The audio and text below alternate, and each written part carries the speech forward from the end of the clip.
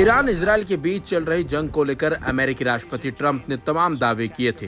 दोनों ही देश युद्ध विराम को लेकर मान गए हैं, लेकिन ट्रंप के दावे उस समय फेल हो गए थे जब ईरान ने इजराइल पर हमला किया और इसके बदले में इजराइल ने भी ईरान पर हमला कर डाला था। यानी कि ट्रंप के ऐलान के कुछ घंटे बाद ही सीज फायर टूट गया था।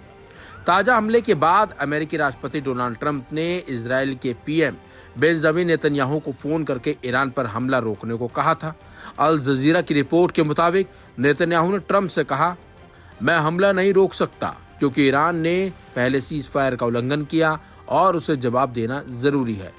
सीज फायर के उल्लंघन पर ट्रंप काफी नाराज भी दिखाई दिए। व्हाइट हाउस के साउथ लॉन में मीडिया से बात करते हुए अमेरिकी राष्ट्रपति का गुस्सा फूट पड़ा। ट्रंप ने कहा था कि मुझे नहीं पता कि दोनों देश क्या कर रहे हैं। मैं खास तौर से इजराइल से नाराज हूं। मेरे युद्ध विराम के ऐलान करने के बाद इजराइल ने 1 घंटे के अंदर ही बम गिराए। मैं दोनों देशों से नाराज हूं।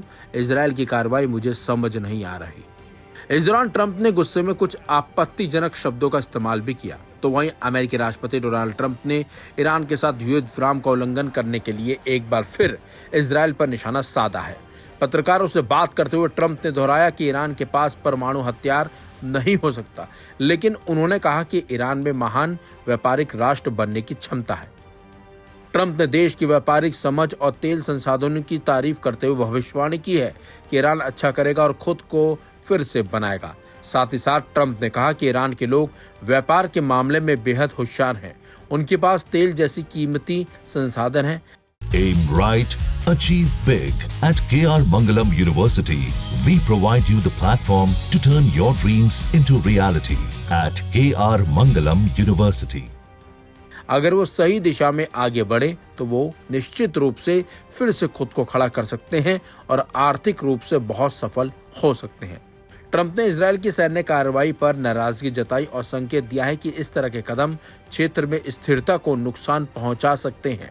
साथ ही साथ ट्रंप ने कहा कि अमेरिका हमेशा से शांति का पक्ष धर रहा है, लेकिन किसी भी देश द्वारा युद्ध विराम का उल्लंघन किया जाना स्वीकार्य नहीं है, चाहे वो सहयोगी ही क्यों ना हो। फिलहाल ट्रंप इजराइल से काफी नाराज दिख रहे हैं और ईरान की जमकर तारीफ करते नजर आ रहे हैं, जबकि ट्रंप ने ईरान पर हमला करने में इजराइल की पूरी मदद की है।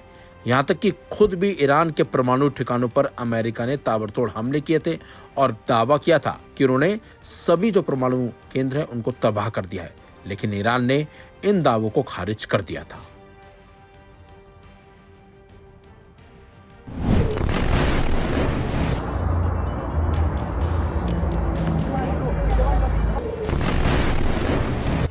जुल्जाना ने रास्ता दिखाया और कासिम ने तबाही मचा दी।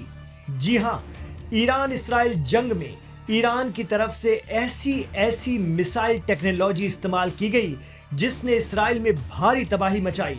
इस कदर कि अब कभी ईरान की तरफ आंख उठाने से पहले इसराइल को भी कई बार सोचना पड़ेगा। जुल्जाना, जिसकी वजह से आसमान में पहुंचे ईरानी सैटेलाइटों ने इसराइल में निशाने की सही लोकेशन दी और ईरानी मिसाइलों ने सटीक मार मारी। जुल्जाना ईरान का एक सैटेलाइट लॉन्चर रॉकेट, जिसकी वजह से ये जंग ईरान के लिए आसान रही। इसका जुल्जाना नाम उस अरबी घोड़े के नाम पर रखा गया है जो हुसैन इब्ने अली का था। उसे हजरत मोहम्मद ने पाला और बड़ा किया था। जुल्जाना को बहुत वफादार माना जाता था।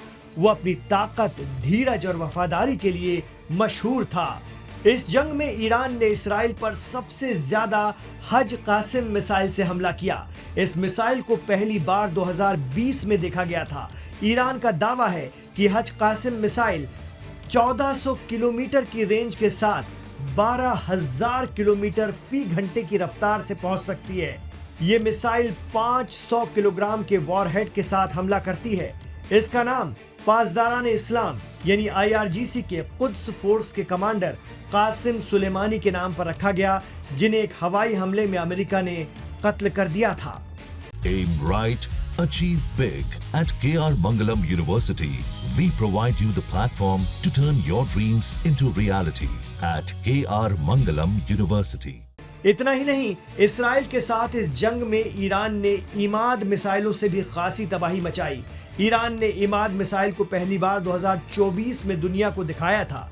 ये मिसाइल अपने पैंतरेबाजी के लिए जानी जाती हैं, जो इसे उड़ान के दौरान रास्ता बदलने की सलाहियत देती है। इससे इस मिसाइल को एयर डिफेंस से इंटरसेप्ट करना मुश्किल हो जाता है। इसकी रेंज 1700 किलोमीटर है और 750 किलो का वॉरहेड लेकर ये चलती है। इसके अलावा ईरानी मिसाइल सिज्जील के चर्चे तो पूरी दुनिया में हुए, लेकिन मिसाइल का नाम सिज्जील रखने के पीछे ईरान की सोच, जिसे समझने के लिए हमें तकरीबन 1500 साल पीछे जाना पड़ेगा। यमन का बादशाह, जिसका नाम अब्राहा था, उसने मक्का पर चढ़ाई कर दी। अब्राहा की ताकतवर फौज में हाथी भी शामिल थे। उसने काबा को नेस्तनाबूद करना चाहा।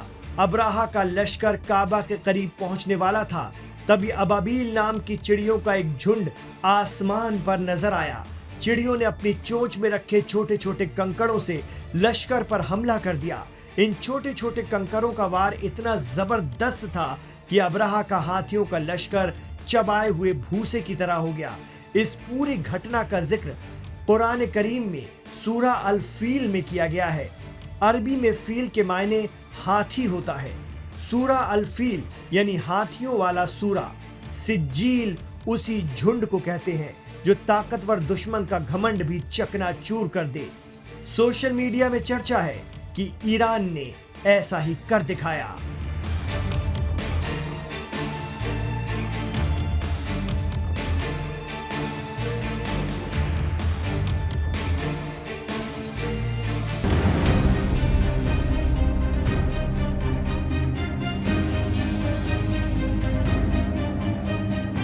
अकेला ईरान और इस्राइल अमेरिका के साथ में अरब देश, पूरा पश्चिम जगत।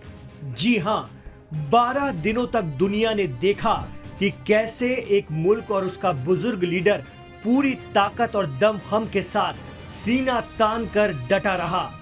इस्राइल, जिसने अपने बनने के बाद ऐसी तबाही नहीं देखी थी। चर्चा है कि उसे गुमान था कि वो है तो कोई नहीं।